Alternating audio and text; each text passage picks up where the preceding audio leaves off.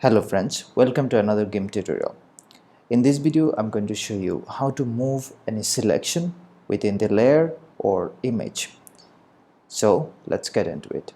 So first I'm going to create a new image and I'm going to change the background color so that we can see it better. Right.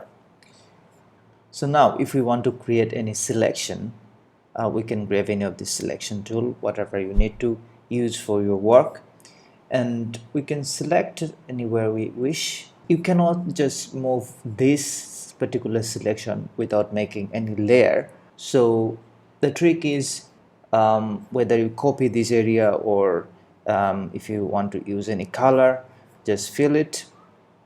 Sorry, I'm just changing the foreground color. Right, so we got this color here, and then we have to go to the edit menu or just command C to copy this area, and then we are going to create another layer. Right, so here I'm just deselecting everything, and then we go to edit menu again. From there, paste as new layer.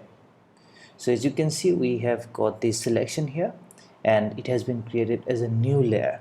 So now we can move this particular layer anywhere we wish. How? We go to we don't need this particular layer anymore, so we delete this.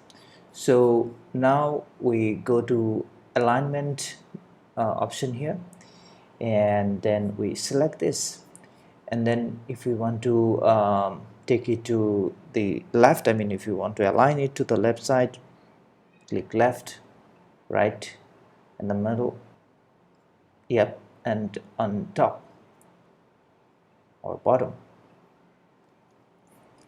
So friends, this is how you can move any selection within the layer or image in GIMP. I hope this tutorial will help you. Thanks for watching. I'll see you next time. Goodbye.